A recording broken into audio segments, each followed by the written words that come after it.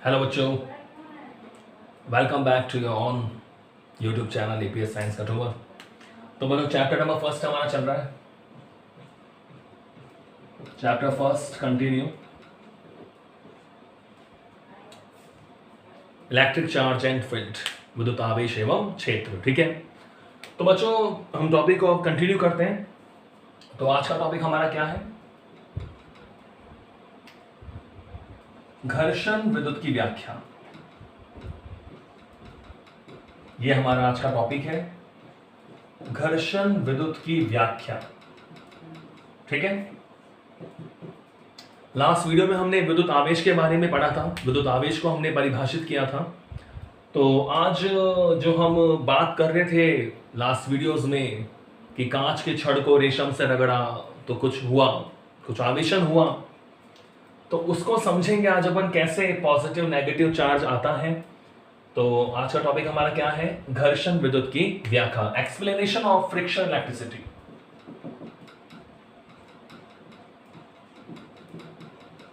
Explanation of frictional electricity या friction electricity.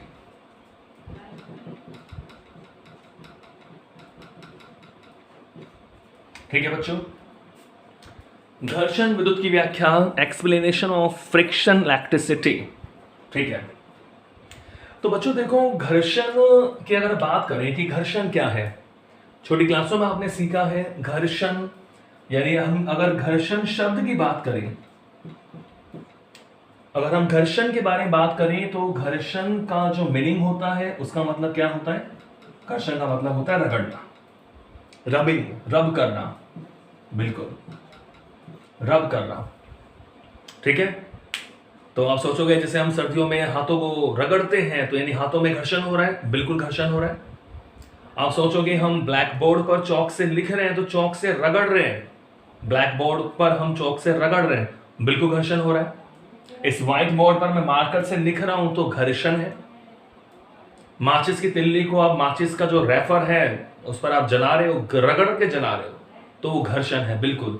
तो घर्षण का मतलब क्या होता है? रगड़ना होता है। ठीक है, और क्वेश्चन ये है कि घर्षण विद्युत यानी घर्षण से आवेशन होना, घर्षण से क्या हो गया? घर्षण से आवेशन हो गया।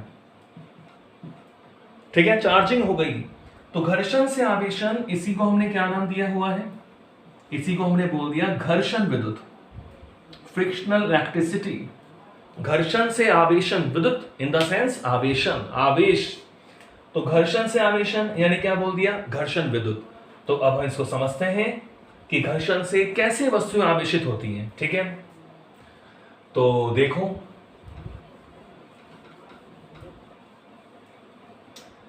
बच्चों, अब हमें पता है कि घर्षण के लिए हमें दो वस्तुएं चाहिए। तो सपोज करो एक वस्तु मैंने ये मान ली, कोई सी भी वस्तु, और ये मानो दूसरी वस्तु है, सेकंड वस्तु। ठीक है, प्लस का मतलब है हम घर्षण करा रहे हैं। तो हम दो वस्तु ले रहे हैं, फर्स्ट और ये सेकंड वस्तु यानी पदार्थ यानी परमाणु। ये पहली वस्तु है, दूसरी वस्तु है। ये पहला कोई पदार्थ है, जैसे मान लो कांच है। ये दूसरा कोई पदार्थ है, जैसे मान लो रेशम का कपड़ा है। तो दो पदार्थ है, अलग अलग पदार्थ हमारे पास है। तो पदार्थ यानी परमाणु से मिलकर बना हुआ है, इसका मतलब क्या हुआ कि भाई ये भी उदासीन है। इस प्लस को मैं हटा देता हूं, ये अलग अलग वस्तु मेरे पास है और ये भी कैसी है? उदासीन है। ठीक है, उदासीन का मतलब परमाणु वैद्युत रूप से कैसा होता है? उदासीन होता है। उदासीन का मतलब क्या हुआ कि भाई इसका जितना प्रोटॉन्स के कारण इसमें धनावेश है, उतना इलेक्ट्रॉन के कारण इसमें क्या है बच्चों? ऋणावेश है। ये इसका मतलब है। उदासीन है, इलेक्ट्रिकली न्यूट्रल है, वैद्युत रूप से उदासीन है। इसका मतलब क्या हुआ कि धनावेश किसके बराबर है? ऋणावेश के बराबर है। जैसे सपोज करो, अगर मैं मानूं कि इस पर मान लो 4 प्रोटॉन है तो 4 ही इलेक्ट्रॉन है। ठीक है, हमें पता है एक प्रोटॉन पर चार्ज कितना होता है? प्लस ई। तो 4 प्रोटॉन पे कितना हो गया? प्लस 4e, और 4 इलेक्ट्रॉन पे कितना हो गया? माइनस 4e, यानी टोटल चार्ज क्या रहा? 0। इलेक्ट्रिकली न्यूट्रल, आवेश नहीं है कोई भी, नेट चार्ज 0। तो इसका मतलब ये होता है उदासीन है। ठीक है, अब हम क्या करें इनको? अब हम इनको रगड़ते हैं। पहली वस्तु दूसरी वस्तु दोनों उदासीन थी। उदासीन का मतलब जितना धनावेश था उतना क्या है, ऋणावेश है। क्लियर है? तो हमने क्या करा अब इसको, तो हमने भाई पहली वस्तु को दूसरी वस्तु के साथ हमने इसको रगड़ा। ठीक है, जैसे सपोज करो भाई ये कांच की छड़ है, ये कपड़ा है, इसको मैं ऐसे रगड़ रहा हूं। रगड़ना, रब करना, संपर्क हो रहा है। तो बच्चों रगड़ने से क्या हुआ, घर्षण से क्या हुआ, घर्षण से जब हमने इनको रगड़ा आपस में तो घर्षण से एनर्जी बनी। घर्षण से क्या बनी, एनर्जी बनी। हमारे हाथ गर्म हो गए, एनर्जी बनी, माचिस की तीली जल गई। तो घर्षण से एनर्जी बनी। और हमें पता है कि ऊर्जा का तो हमेशा क्या होता है, संरक्षण होता है। ऊर्जा का हमेशा क्या होता है, संरक्षण। यानी एनर्जी हैंड टू हैंड कुछ काम आएगी, कुछ एनर्जी का कन्वर्जन होगा, कुछ रूपांतरण होगा। तो ये घर्षण से एनर्जी बनी और इस एनर्जी से क्या हुआ कि सपोज करो उस एनर्जी को पाकर इस वस्तु से इलेक्ट्रॉन चले गए, E- इलेक्ट्रॉन। घर्षण से ऊर्जा बनी, इस ऊर्जा को पाकर इस वस्तु से इलेक्ट्रॉन दूसरी वस्तु पर चले गए। पहली वस्तु से इलेक्ट्रॉन चले गए दूसरी वस्तु पर, वो संपर्क में थी, घर्षण हुआ, घर्षण से ऊर्जा बनी। तो उस ऊर्जा से इलेक्ट्रॉनों का जो स्थानांतरण है, उस ऊर्जा से इलेक्ट्रॉनों का जो स्थानांतरण है वो पहली वस्तु से बच्चों किसमें हो गया, दूसरी वस्तु में हो गया। तो अब जैसे मान लो पहली वस्तु से इलेक्ट्रॉन गए, तो पहली वस्तु से इलेक्ट्रॉन गए तो इस पहली वस्तु पर बच्चों इलेक्ट्रॉन की क्या होगी, कमी होगी। भाई इलेक्ट्रॉन चले गए, क्लास से बच्चा उठकर चला गया तो बच्चों कमी हो गई। तो पहली वस्तु से इलेक्ट्रॉन चला गया तो इलेक्ट्रॉन की क्या हो गई, कमी हो गई। और भाई दूसरी वस्तु पर इलेक्ट्रॉन आया है तो यहां इलेक्ट्रॉन की क्या हो गई, अधिकता हो गई। यहां इलेक्ट्रॉन की क्या हो गई, अधिकता, एक्सेस ऑफ इलेक्ट्रॉन, यहां डेफिशिएंसी ऑफ इलेक्ट्रॉन। तो पहली वस्तु पर इलेक्ट्रॉन की कमी हो गई और दूसरी वस्तु पर इलेक्ट्रॉन की क्या हो गई, अधिकता हो गई। बिल्कुल हमने लास्ट वीडियो में सीखा था कि केवल इलेक्ट्रॉनों का ही हम क्या कर सकते हैं, स्थानांतरण कर सकते हैं। ठीक है ना, आवेशन के लिए इलेक्ट्रॉन ही उत्तरदायी है, तो इलेक्ट्रॉन जाएगा या आएगा। तो पहली वस्तु से इलेक्ट्रॉन गए, इलेक्ट्रॉन की कमी हो गई और दूसरी वस्तु पर इलेक्ट्रॉन आ गए तो इलेक्ट्रॉन की अधिकता हो गई। अब बच्चों देखो इलेक्ट्रॉन की कमी हो गई यानी नेगेटिव कम हो रहा है, नेगेटिव कम हो रहा है। और इलेक्ट्रॉन की अधिकता हो यानी नेगेटिव बढ़ रहा है। दूसरी वस्तु पर इलेक्ट्रॉन की अधिकता हुई तो नेगेटिव क्या हुआ, बढ़ा। और पहली वस्तु पर इलेक्ट्रॉन की कमी हुई तो नेगेटिव क्या हुआ, कम। तो बच्चों देखो नेगेटिव कम होना इसका मतलब पॉजिटिव ज्यादा, नेगेटिव कम का मतलब पॉजिटिव ज्यादा, और नेगेटिव बढ़ा इसका मतलब पॉजिटिव घटा। पॉजिटिव क्या हुआ, घटा। तो इलेक्ट्रॉन की कमी के कारण पहली वस्तु तो क्या हो गई, पॉजिटिव, और दूसरी वस्तु क्या हो गई, नेगेटिव। तो जिस वस्तु से इलेक्ट्रॉन जाएंगे वहां इलेक्ट्रॉन की कमी के कारण वस्तु धनावेशित हो जाती है, और जिस वस्तु पर इलेक्ट्रॉन आ रहे हैं वह इलेक्ट्रॉन की अधिकता के कारण वस्तु क्या हो जाती है बच्चों, ऋणात्मक हो जाती है, नेगेटिव हो जाती है। फॉर एग्जाम्पल जैसे मान लो हमने देखा कि पहली वस्तु में मान लो 4 प्रोटॉन है, यानी इस पर +4 चार्ज है, पहली वस्तु की मैं बात कर रहा हूं। और दूसरी वस्तु पर सपोज करो 5 प्रोटॉन है तो इस पर +5 चार्ज पॉजिटिव है। ऐसे ही 4 इलेक्ट्रॉन होंगे तो -4 यानी नेट चार्ज कितना था, 0। ऐसे इस पर भी जब वो घर्षण से पहले की बात हो रही है यानी ये नेट चार्ज क्या था, 0।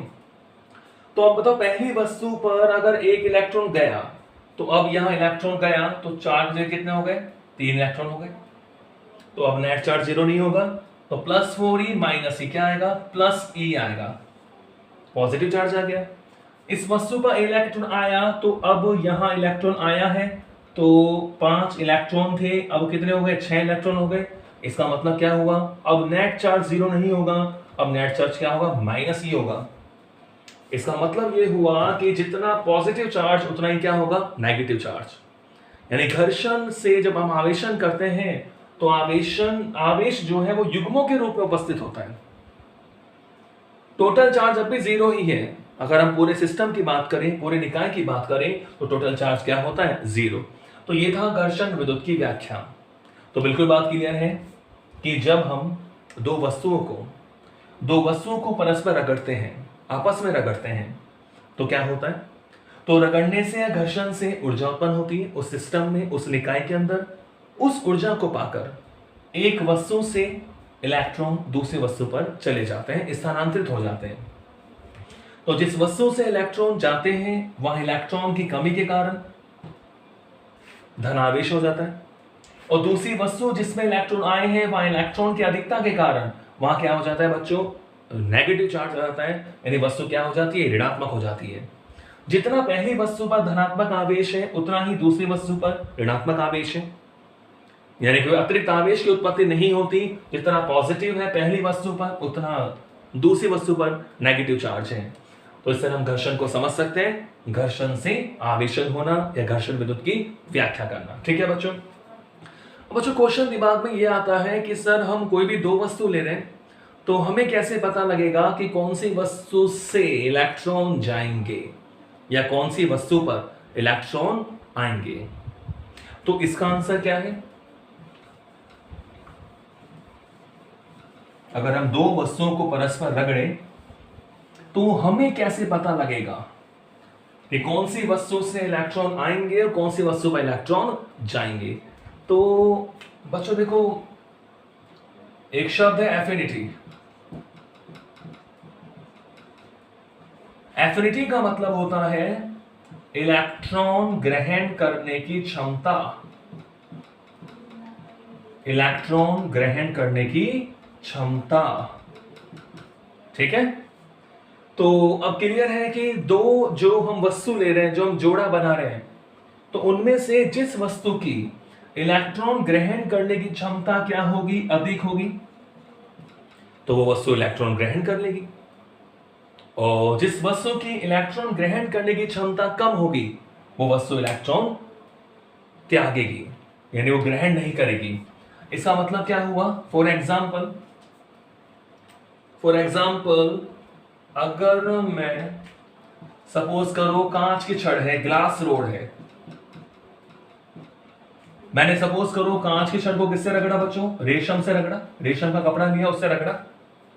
तो मैंने बोला कि कांच की छड़ है वो पॉजिटिव हो गया और रेशम क्या हो गया? नेगेटिव हो गया। इसका मतलब आप क्या कहोगे? बताओ कौन सी वस्तु से, कौन से मैटर से, कौन से पदार्थ से इलेक्ट्रॉन गए? आप कहोगे कि पॉजिटिव है, यानी इलेक्ट्रॉन की कमी हो रही है, यानी कांच की छड़ से इलेक्ट्रॉन गए किस पर? रेशम पर। इसका मतलब इसकी एफिनिटी, इसके इलेक्ट्रॉन ग्रहण करने की क्षमता कम है, और इस जोड़े में, इस पेयर में रेशम के इलेक्ट्रॉन ग्रहण करने की क्षमता ज्यादा है। तो रेशम इलेक्ट्रॉन ग्रहण करता है, जिससे ये क्या हो जाता है? ऋणात्मक हो जाता है। ऐसे अपन और पेयर भी ले सकते हैं। मानो हमने एबोनाइट लिया, हमने एबोनाइट की छड़ ली सपोज करो, और एबोनाइट की छड़ को मैंने बिल्ली की खाल से रगड़ा।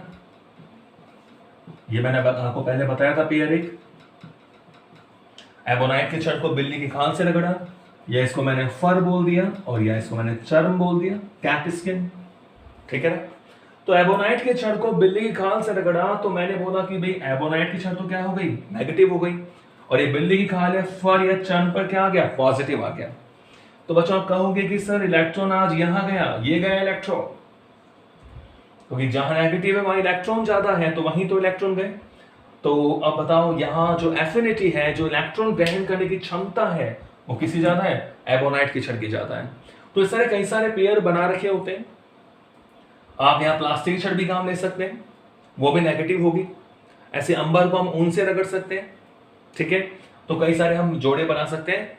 तो इस तरह हम घर्षण विद्युत को समझ सकते हैं। तो एक बार मैं थोड़ा समराइज कर देता हूँ, थोड़ा सारांश में मैं बोल देता हूँ, अगर आप लिखना चाहें तो लिख सकते हैं। ठीक है? वैसे आपको पीडीएफ मिलेगी। तो घर्षण विद्युत की व्याख्या हम क्या बोल सकते हैं कि जब हम दो वस्तुओं को परस्पर रगड़ते हैं, ठीक है, तो एक वस्तु से इलेक्ट्रॉन दूसरी वस्तु पर स्थानांतरित हो जाते हैं। ठीक है? इलेक्ट्रॉनों को स्थानांतरण करने के लिए जो ऊर्जा है वो घर्षण से प्राप्त होती है। ठीक है? दो वस्तुओं को हमने रगड़ा, घर्षण हुआ। तो जब दो वस्तुओं को आपस में रगड़ा जाता है तो घर्षण से ऊर्जा उत्पन्न होती है। उस ऊर्जा को पाकर एक वस्तु से इलेक्ट्रॉन दूसरी वस्तु पर स्थानांतरित हो जाते हैं। तो जिस वस्तु से इलेक्ट्रॉन स्थानांतरित होते हैं वहां इलेक्ट्रॉन की कमी के कारण वह धनावेशित, और जिस वस्तु पर इलेक्ट्रॉन स्थानांतरित होते हैं वहां इलेक्ट्रॉन की अधिकता के कारण वह वस्तु ऋणावेशित हो जाती है। ठीक है, तो जिस वस्तु के इलेक्ट्रॉन ग्रहण करने की क्षमता ज्यादा होती है वह दूसरी वस्तु से इलेक्ट्रॉन ग्रहण करती है और ऋणावेशित हो जाती है। इसी इलेक्ट्रॉन ग्रहण करने की क्षमता कम होती है, उसे इलेक्ट्रॉन त्यागना पड़ता है और इलेक्ट्रॉन त्याग कर वो धनावेशित हो जाती है। तो ये था बच्चा आज का टॉपिक, घर्षण विद्युत की व्याख्या, एक्सप्लेनेशन ऑफ फ्रिक्शनल इलेक्ट्रिसिटी। ठीक है, नेक्स्ट अगले वीडियो में। Thank you.